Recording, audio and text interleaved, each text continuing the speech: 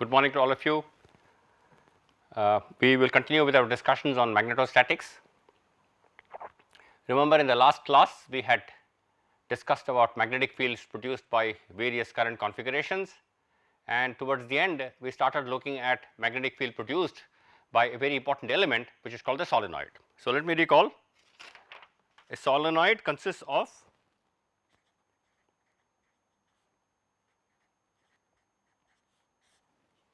an object, a circular, usually it is circular geometry, and you have a wire which is wound very closely around the cylindrical structure and which carries a current through the coil. So, if I draw the arrows, so the current may be flowing like this.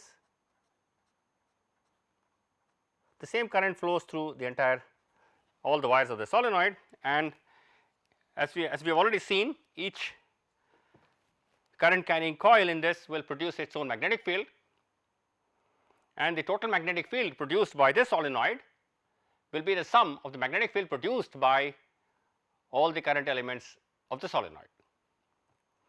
So, we started looking at using Amperes law to obtain the magnetic field produced by such a solenoid. So, we will consider an infinitely long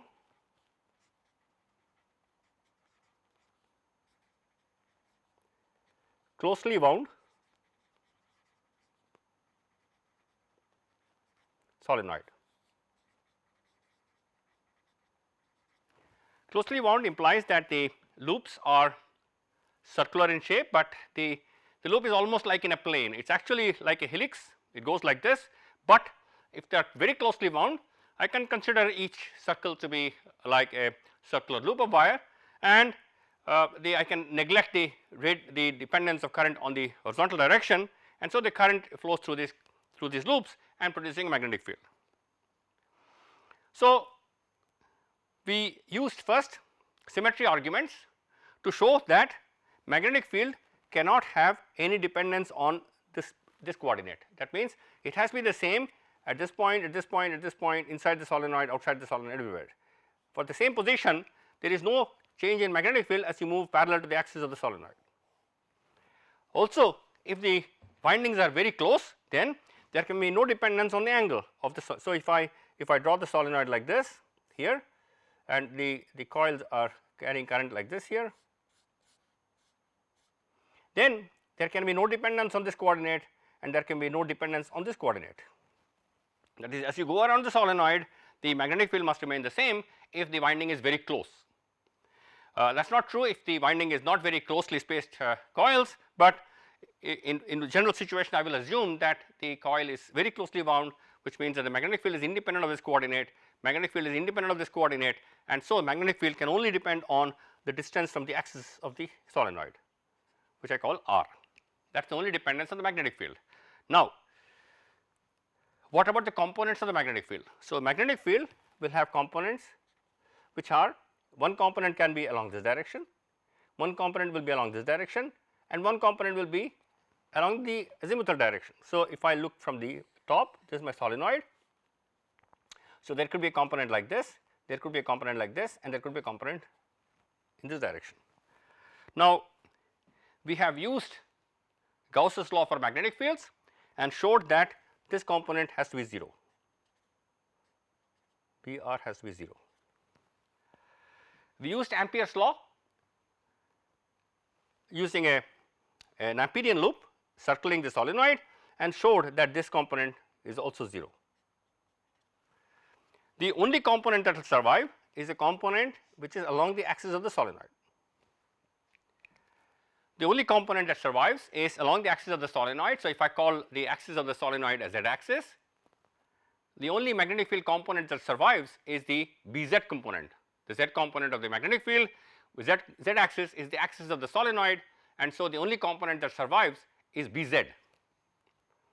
So, through symmetry arguments and through using Gauss's law for magnetic fields and through using Amperes law for magnetic fields, we have been able to deduce some very general characteristics of the solenoid, and that we find finally that there can be only one component of magnetic field, which is Bz.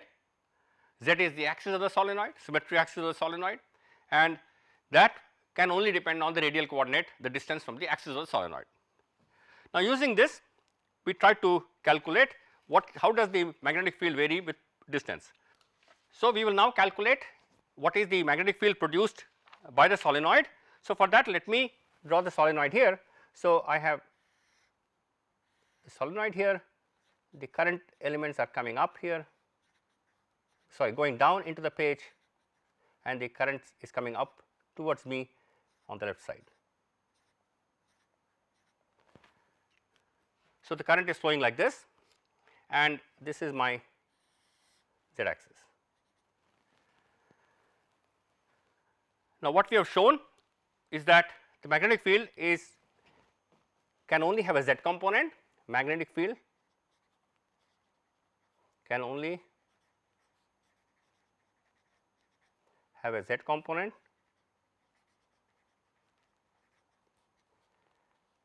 and it can depend only on r, this distance.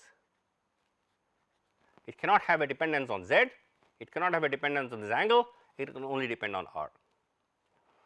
So, now I want to use Amperes law to find out the magnetic field inside and outside the solenoid. So, what we do is the following: I take an Amperian loop. So, this is, let me draw the coil here. So, these are the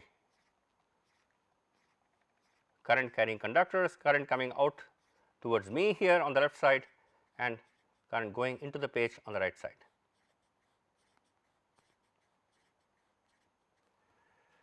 Okay, so, this is the z axis. So, I take a loop here lying outside the solenoid. So, let me call this A, B, C, D. So, this is my Amperian loop. So, according to Amperes law, so let me call this distance r1 and this distance r2. So, according to Amperes law, integral B dot dl is equal to mu naught I enclosed. So, if I take an Amperian loop and integrate over that closed loop, then integral B dot dl must be equal to mu naught I enclosed. For this loop A, B, C, D, current enclosed is 0. So, this must be equal to 0. So, what I get is A to B, B dot dl plus B to C, B dot dl plus C to D, B dot dl plus D to A, B dot dl must be 0. So, this integration from A to B, B to C, C to D, D to A, that is a complete closed integral. Now, as we have already seen that B can only have a z component, that is a component along this direction, this is my z axis here. So, if you look at the path BC, dl vector is like this, B vector is perpendicular to BC. So, B dot dl must be 0 along this path. So, this is 0. Similarly, in the path D to A, the dl element is along this direction and B vector is perpendicular to this direction. So, B dot dl is 0 from D to A. So, the only two integrals which survive are A to B and C to D. Now, also note that when I integrate from A to B, I am not changing the distance from the axis, I am only changing the position of z, and we have already seen that the magnetic field is independent of my position along the z axis. So, the magnetic field must be the same from A to B and similarly from C to D. So, what I get is essentially integral A to B, B dot dl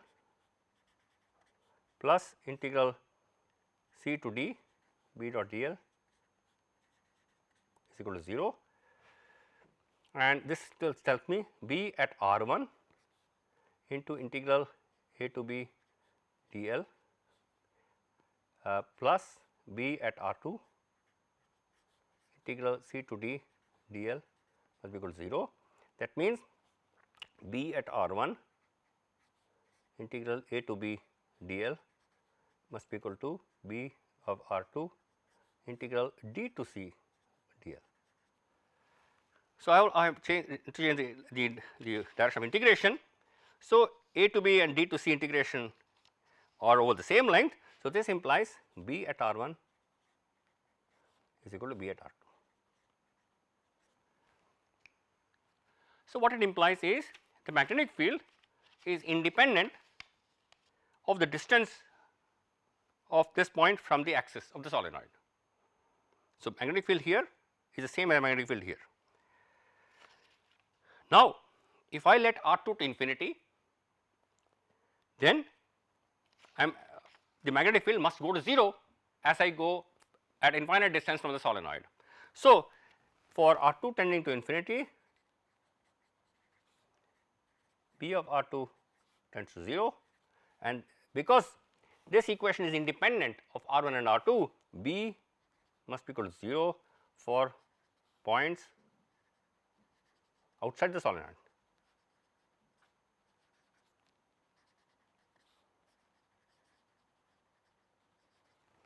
Please note here, I have shown through the Amperes law that the magnetic field at this distance R 1 must be equal to the magnetic field at a distance R 2. That means, magnetic field must be independent of the distance from the axis,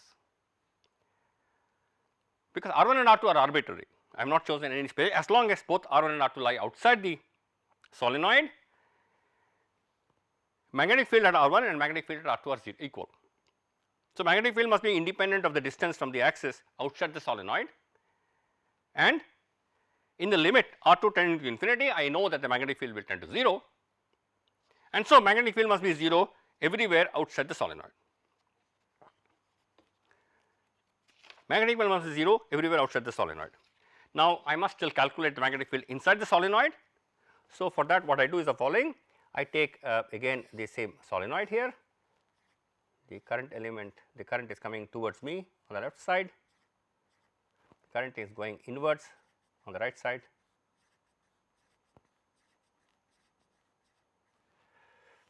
Now, I take a loop which lies partly inside and partly outside,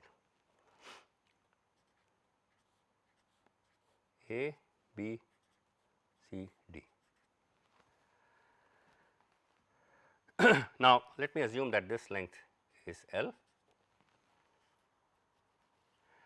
Now, let us see the again I want to use this integral P dot dl is equal to mu 0 I enclosed. Now, we define a quantity for the solenoid, the number of turns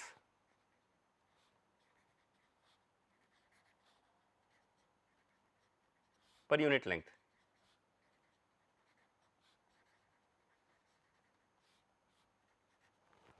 That means, when I wind a solenoid, I have a lot of windings, and I take a unit length and measure the number of windings, and that tells me how many windings are there in the solenoid. So, if you know the number of turns per unit length and if you know the length of the solenoid, you can find out how many is the total number of turns in the solenoid. So, this is a quantity which I will need. So, number of turns per unit length. So, in a length L, the number of turns will be in this, the number of turns here will be n times L.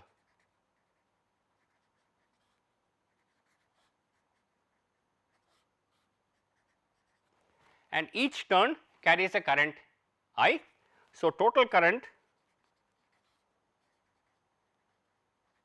enclosed by the loop is equal to N L I. Each loop carries a current I, and there are N L loops within this. So, this path encloses N L loops. So, the total current enclosed is N L I, and so I get the Amperes law tells me that integral B dot dl must be equal to mu 0 N I into L. Now, let me look at this path. So, I need to calculate the left hand side. To get the magnetic field, I must be able to integrate and get the left hand side. So, for this let me look at it now. This integration is from A, B, C, D. Now, as before, the integral along B, C and AD will vanish, because magnetic field has only a z component and my integration path is perpendicular to z axis. I also know that magnetic field outside is 0. So, the integration over C to D will also vanish, and the only integral that will survive is from A to B. And because magnetic field is independent of the position along A to B, I will simply get this integral will become B times integral dl from A to B is equal to mu naught n I into L. Now, integral dl from A to B is nothing but this length A to B, which is L. So, B times L is equal to mu naught n I into L. This implies B is equal to mu naught n I.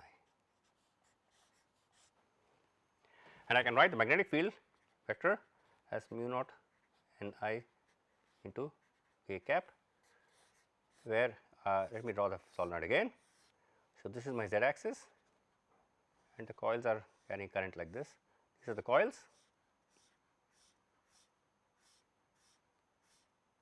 Closely wound solenoid coils, and the current is flowing like this.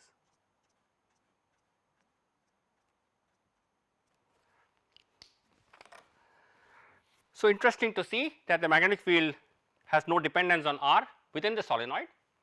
It is equal to mu naught n I pointed along the z direction, and it is completely uniform. So, magnetic field within the solenoid at any point is the same, but please remember we have calculated this magnetic field for an infinitely long closely wound solenoid. It depends on the permeability free space, the number of turns per unit length, and the current passing through the wires. The same current is passing through all wires, and so it creates a uniform magnetic field within the solenoid. So, this is equivalent to a capacitor, parallel plate capacitor in electrostatics, where if you had a parallel plate capacitor, we know that the electric field between the plates of the capacitor is uniform, and if you have a large area capacitor, then towards the center the magnetic field, the electric field is uniform. Similarly, here if you had a very long solenoid, towards the center the solenoid will behave as if it was infinitely long, and your magnetic field will be uniform and parallel to the z axis. So, that is a very interesting relationship we have got from using Amperes law and some symmetry arguments. And remember, here we did not have to do any integration, any complex integration which will be involved in using Sebert law. But of course, this has been done for an infinitely long solenoid. If you have a finite length solenoid, things change. So, let me calculate, it is possible to calculate the magnetic field along the axis of a finite length solenoid using Sebert law, and let us do that. And I want to show you that at the edge of the solenoid the magnetic field is half of this number that we have got here. So, let me look at a finite a solenoid now. So, let me draw the solenoid here. This is the cross section. So, the current is coming towards me here.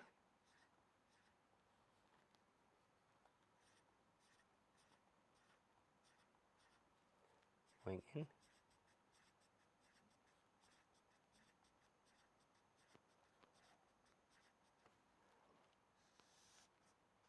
To my z axis.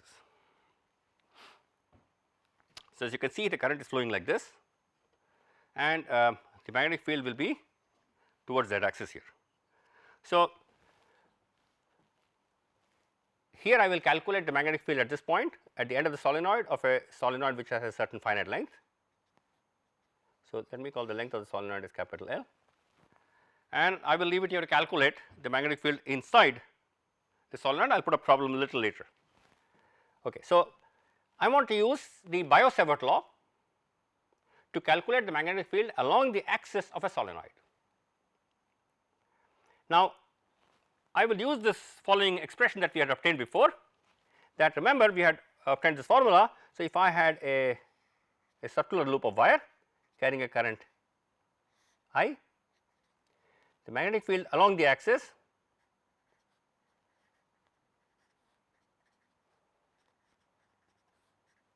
B vector is equal to mu naught I by 2 if radius of the wire is r, and if there are n turns I will get mu naught I into n into r square by r square plus z square raised to the power 3 by 2 k cap, where this distance, this is the point at a distance z from the axis, from the center of the circular loop of wire. The loop there are n loops here, very closely wound n loops, each wire is carrying current I, and I am calculating the magnetic field along the axis of this loop. So, I can use this formula because actually a solenoid consists of a large number of loops placed at different distances. So, for example, at this point these loops will produce a certain magnetic field, this loop will produce another magnetic field, this loop will produce another magnetic field, but on the axis all the magnetic fields produced by all the current elements are parallel and along the z axis. So, it is very easy for us to do an integration because I just need to do an addition of the magnetic fields. So, for this what I do is the following: I consider a small element of the solenoid between z and z plus dz. I consider an infinitesimal length of the solenoid lying between z and z plus dz, and so the number of turns will be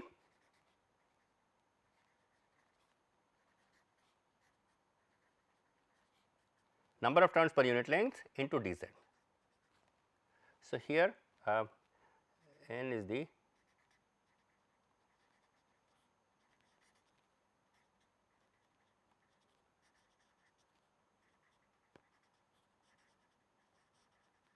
number of turns per unit length. So, in the length dz, the number of turns will be dz n times dz, and this distance is z. So, I am calculating the magnetic field at this point. So, magnetic field at this point will be, so let me call this dB, will be equal to mu naught I into n dz, number of turns, divided by 2 into, if the radius of the solenoid is a, I will have a square by a square plus z square raised to the power 3 by 2 k cap. So, what I have done is I have used this formula. This is the formula for the magnetic field produced at a distance z from the axis of a closely wound loop of n turns of radius r, and here my number of turns for this solenoid of length dz is actually n times dz. So, I have replaced the number of turns here by n times dz, and I have replaced r by the radius of the solenoid. So, the total magnetic field V will be equal to mu naught n I by 2 a square into integral dz by a square plus z square 3 by 2 and k cap as a constant. And remember, now the integration over z from z is equal to 0, I am calculating the magnetic field at the edge of the solenoid of a certain length L. So, integral goes from 0 to L. Now, this is a straightforward integration. All I have to do is to replace z is equal to a tan theta. So, dz is equal to a secant square theta d theta, a square plus z square will be equal to a square secant square theta. So, this integral dz by a square plus z square raised to power 3 by 2 will be equal to integral a secant square theta d theta by a cube secant cube theta, and so this is nothing but secant square theta cancels off, 1 by secant theta is cos theta. So, I get this is equal to 1 by a square integral cos theta d theta, which is nothing but 1 by a square sin theta between two limits of integration. So, the limits of integration here I must calculate. So, the limits were from z is equal to 0 to L. So, z is equal to 0 corresponds to theta is equal to 0, and z is equal to L corresponds to theta is equal to tan inverse L by A. Z is equal to 0, the lower limit of integration corresponds to theta is equal to 0, and z is equal to L corresponds to tan inverse L by A. So, this is nothing but 1 by A square sine of tan inverse L by A. So, I can substitute this value of the integral in this equation and get the magnetic field B as mu naught n I by 2 A square into 1 by A square sine of tan inverse L by A, which is equal to into k cap mu naught n I by 2 sine of tan inverse. So, that is the magnetic field at the edge of the solenoid on the axis, which we have precisely obtained from using Ampere's Sebert law. Now, if length is very large compared to radius, then L by A becomes very large and tan inverse of a large quantity is pi by 2, tan inverse infinity is pi by 2. So, tan inverse of a very large quantity is close to pi by 2 and sine pi by 2 is close to 1. So, I get B at z is equal to 0 is approximately mu naught n I.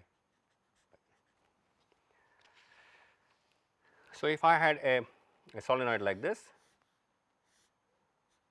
very long solenoid, then at this point B is mu naught n I by 2 and deep inside, the solenoid is very long, then deep inside here the magnetic field will be mu naught n.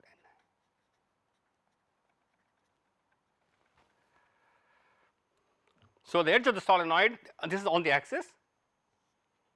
For an infinitely long solenoid, the magnetic field is uniform right across. So, let me draw a figure which will show you an approximate picture of the magnetic field lines of a finite solenoid. So, here is the solenoid. So, let me draw the current carrying loops like this.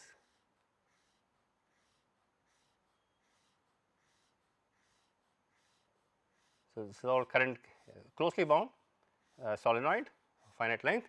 So, if I were to draw the magnetic field lines, they will look something like this. So, the magnetic field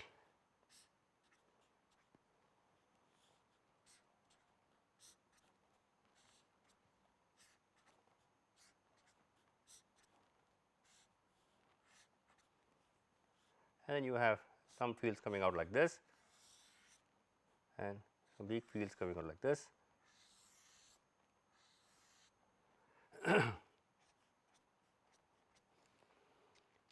So, that is a typical field within a solenoid. So, these lines will go like this here.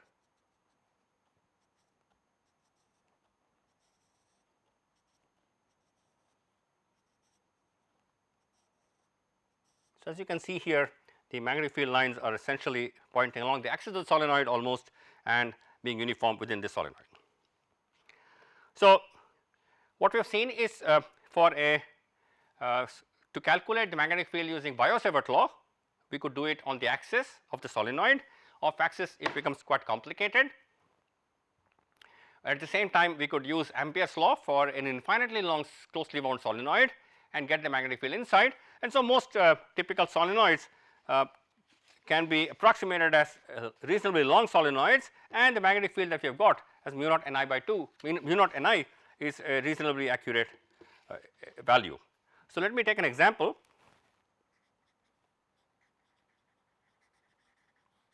So, let me take a solenoid of length 20 centimeters, radius A 3 centimeters and number of turns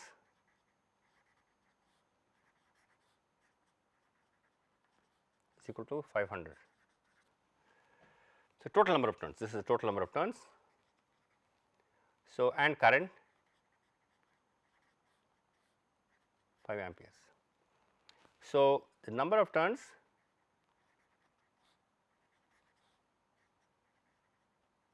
per unit length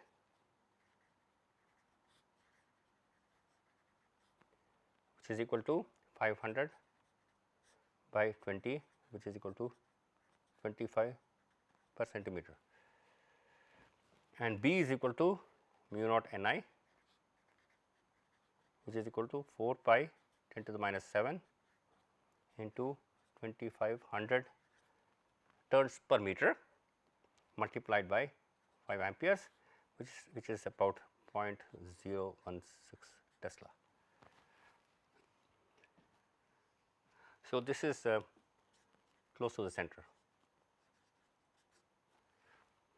because the length is 20 centimeters, much bigger than the radius 3 centimeters. So, close to the center the magnetic field will be 0.016 Tesla or 16 millitesla, while at the edge of the solenoid it will be about half of this value, and outside it will keep on decreasing as you move away.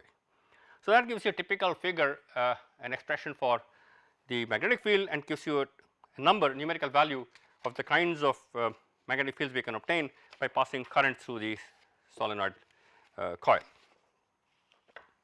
Now, I want to take another example, which is called a toroid.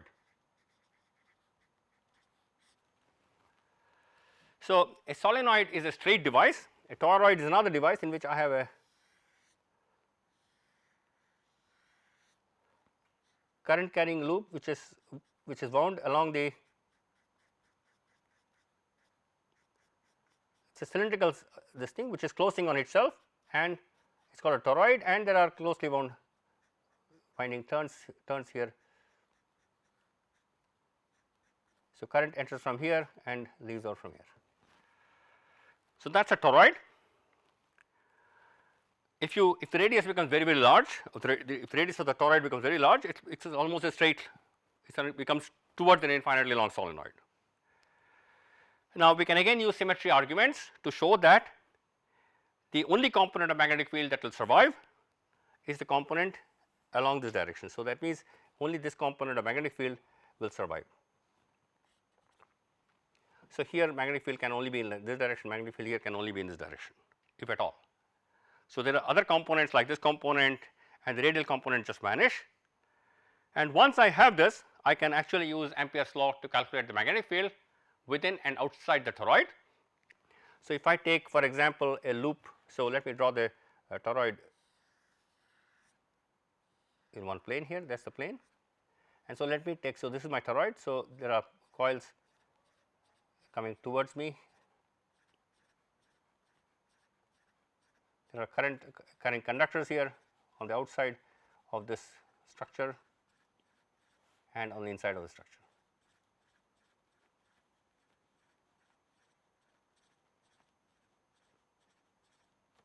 Okay. So, let me take a path which looks like this,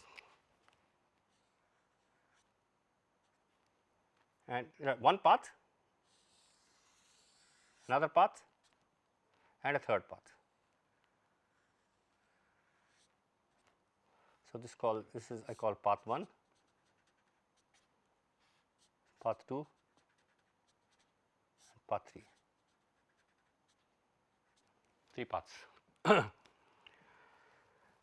Now, you can see that for path 1,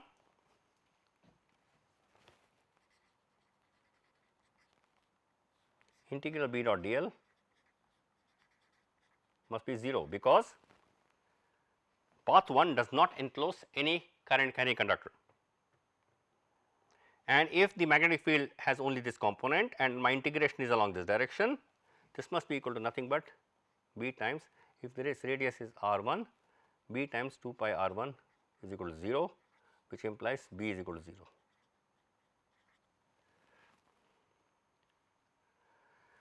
Because magnetic field has only this component and is independent of the position along this circle, I can take, I will get B dot dl is equal to B dot this distance, and I can take B out of the integral and I get an integral like this, and so magnetic field inside, no matter where you are inside, that is in this region, in this complete region within the toroid coils here, magnetic field is 0. Similarly, in path 2, integral B dot dl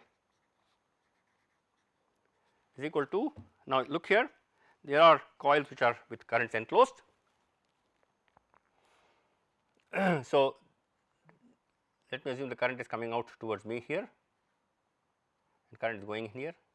So, you can see here that the number of turns here and the number of turns here are exactly equal. So, the net current and all the coils are carrying the same current. So, net current enclosed by path 2 must be 0. There are equal number of current carrying conductors which are coming towards me as many as going inside. So, the net current passing enclosed by this loop is 0, and again because I can integrate this and get B times 2 pi r 2 is equal to 0. R 2 is this radius, I get B is equal to 0. So, inside and outside the toroid, the magnetic field is 0. I can integrate for the path 2 which is inside the solenoid, for the path 3 which is inside the solenoid.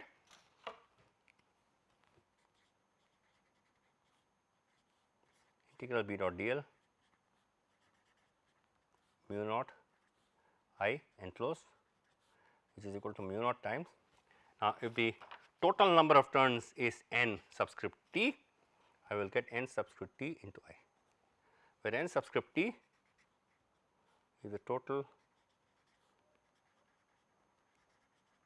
number of turns in the toroid.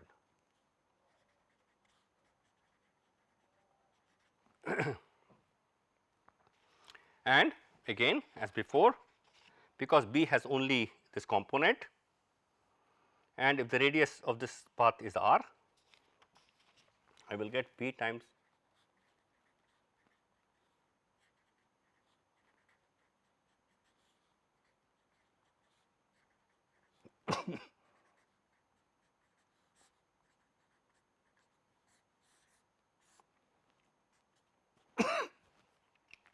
So, there is a small dependence of magnetic field on the distance from the axis of the toroid from this point center of the toroid, but if the diameter of the toroid is small compared to this radius, then the variation in small r is very negligible in this distance and this is almost a constant magnetic field within this.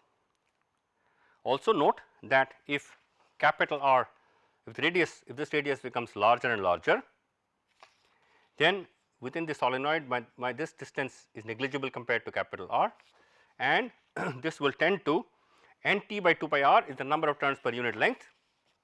2 pi r is the circumference of the circle here and n t is the total number of turns, and this reduces to the magnetic field of an infinitely long solenoid, as it indeed should if the toroid becomes of infinitely large radii. So, these examples have shown us the application of Amperes law to calculate magnetic fields in some important situations, and as we have seen, whenever there is a symmetry in the system, I can use symmetry arguments to estimate the dependence of magnetic field on position and whether which components of magnetic field will survive. So, there are two points here. One is B vector dependence on the 3 coordinates and which components of B vector survive in the given configuration. Now, if the structure does not have symmetry or is a finite length etc., it becomes much more complicated, then I would have to use an actual integration using Sebert law to calculate the magnetic field as a function of position. So, Amperes law is very useful in many situations, and in many situations we can get an approximate value for the magnetic field using Amperes law. Now, having discussed how to generate magnetic fields and how to calculate magnetic fields generated by current carrying conductors in different configurations like a straight current carrying conductor, a circular loop of wire, a solenoid, a toroid etc. Now, I want to move to another very important aspect, which is motion of charged particles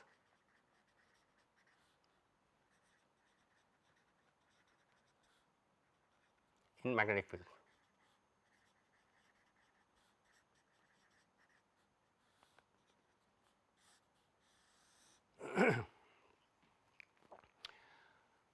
So, how does, suppose I have a region containing a magnetic field, and if I have a charge inside the magnetic field moving at a certain speed, what is the path taken by the charge, what is the direction of motion etc. Now, let us recall we had shown that the magnetic force on a charged particle is q v cross b. So, let me draw the figure again here. So, if this is the magnetic field direction and this is the v direction and the charge is a positive charge q, the force is in this direction. So, we have to use the right handed screw rule to calculate the direction of the force. If the charge is positive, the force is in the direction of v cross b. If the charge is negative, the force is in the direction of minus v cross b. So, here with the positive charge particle, the force is along this direction, and please remember the force is always perpendicular to both the velocity and the magnetic field. Very different from the case for a electrostatic field, where the force was in the direction either towards along the direction of electric field or opposite to the direction of electric field. So, if you have a charge moving in a region which has both electric and magnetic fields, the total force will consist of the electrostatic force plus the force due to the magnetic field.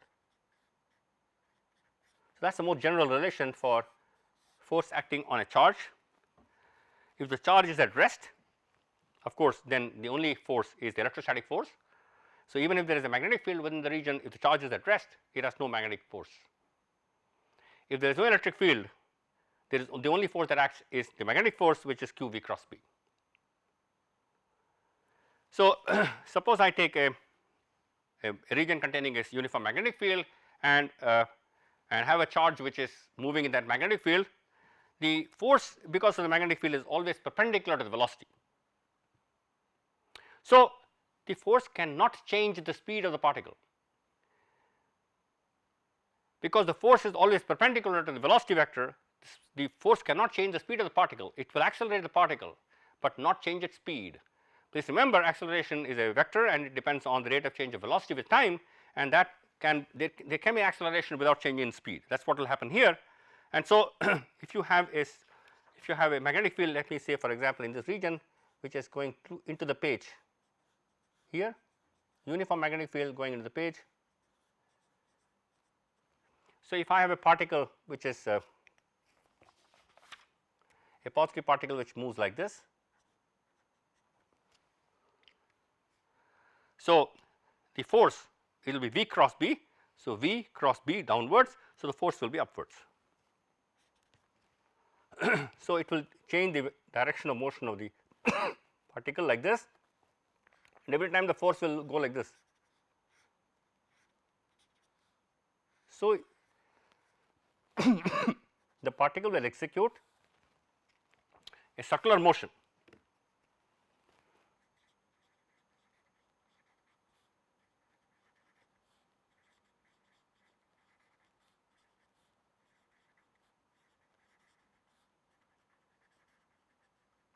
The force is always perpendicular to the velocity vector. So, the charged particle is moving like this, here the force is like this, here the force is like this, here the force is like this. So, I have a region of uniform magnetic field, and I launch a particle inside the region with a uniform with a positive charge, and the magnetic force will make it curved and move in a circular path, and the force which will act on this will be F is equal to q v into b. V and B are perpendicular, so the force is q v b, and let me put the magnitude here. The force direction depends on the magnitude of the force is simply magnitude of. So, this force will make the particle move in a circular path, and this force is towards the center of the circular path, and so this is the centripetal force.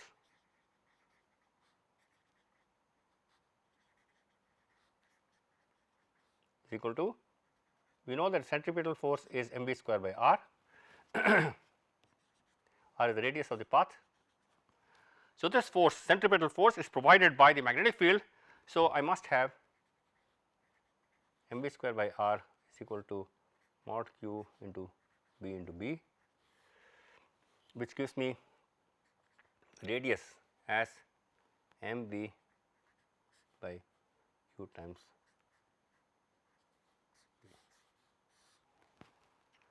So, that is the radius of the charged particle which is circulating around this uniform magnetic field. So, a uniform magnetic field B will make a particle go along a circular path whose radius is given by mv by q into b, and of course, it depends on this ratio mass by charge or charge by mass of the particle and the velocity. So, slower particles will have smaller radii of curvatures, faster particles will have larger radii of curvature.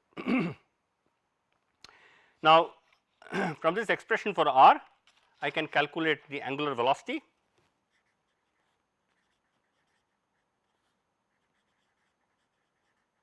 of the particle, which is omega is equal to v by r, which is nothing but mod q b by m.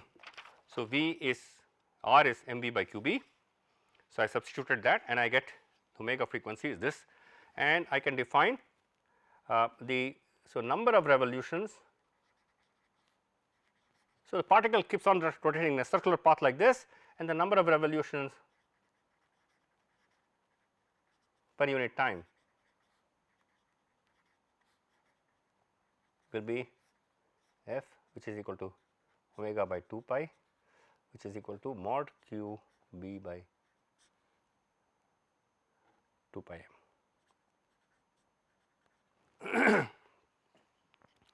So, there is a frequency of revolution. So, the particle will go along a circular path. So, this is the magnetic field is.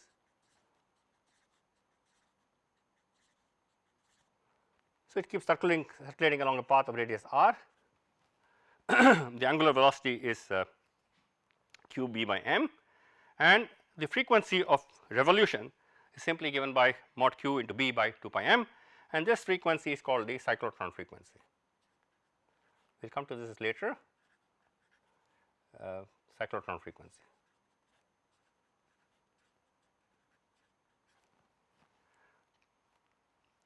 Please note that this frequency is independent of the radius of motion of the particle. It only depends on the magnetic field and the ratio of q to m, charge to mass ratio and the magnetic field, and independent of the radius of revolution. And this fact we will use in understanding the operation of a particle accelerator.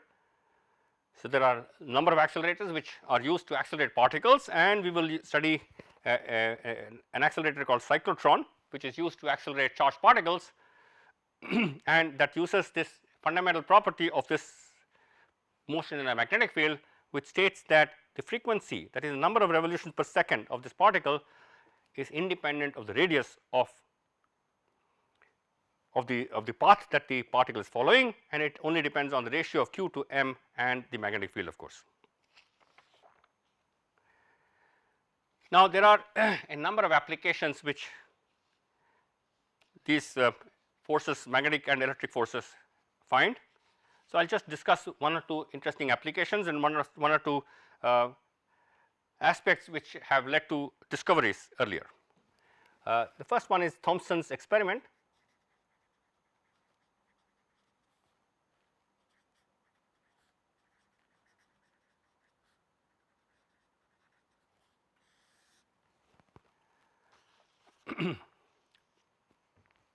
Now, let me look at a region which contains an electric field and a magnetic field.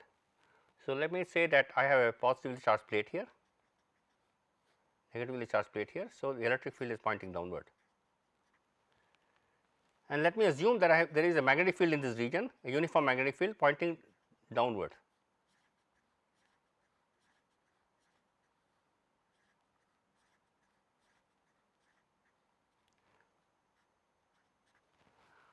So, there is a region of space in which I have an electric field produced by a parallel plate capacitor, a uniform electric field pointing downwards, and a magnetic field produced by some arrangement in which the magnetic field is pointing downwards. Now, let me look at what happens if I launch a charged particle from here. So, let me assume that the particle is positively charged. So, what will be the effect of the electric field? The electric field will try to push it down, because this is a positively charged particle, will be attracted towards the negative charged plates here and will try to move down. At the same time, the magnetic field, because it is now propagating perpendicular magnetic field, it will have its force, and you can see here that V cross B, so velocity is like this and B is downwards, so V cross B is upwards. So, magnetic force will be upwards. So, this will be the QVB and downward will be QE. So, this particle will have a force QE downwards because of the electric field and QVB upwards because of the magnetic field. If the particle had a negative charge, the electric force will be upwards and the magnetic force will be downwards. So, in this configuration across electric and magnetic fields, there are two forces acting on the particle.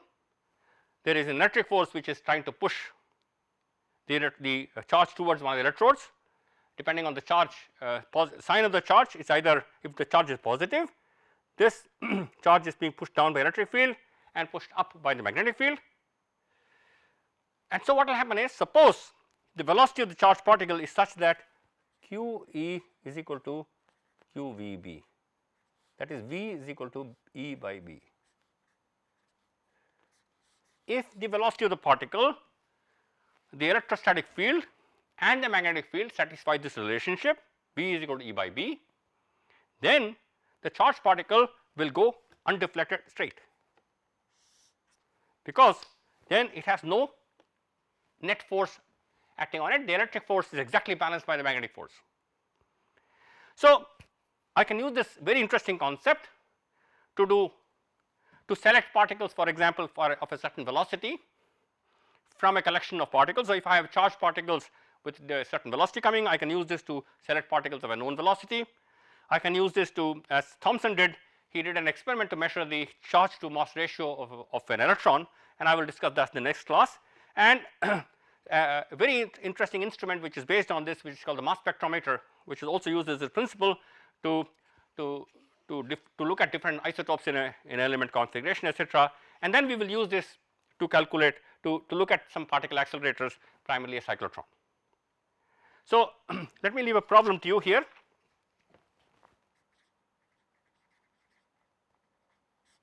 So, consider a solenoid of a finite length.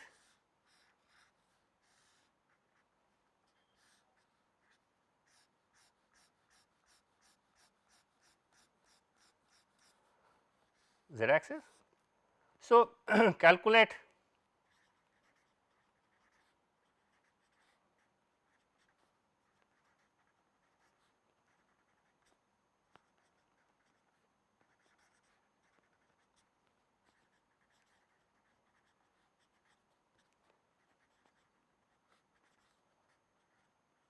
using Sebert law,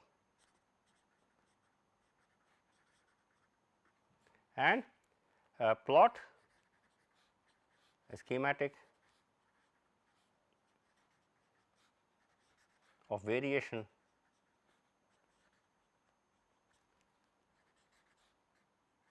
of B with position along the axis. So, calculate, to take an arbitrary point, calculate the total magnetic field at that point along the axis because of all the coils, and we had actually done only at the edge, but I will leave it as a problem. It is a very simple extension of that of the example you can calculate, and I will urge you to plot the magnetic field along the axis of the solenoid. Thank you.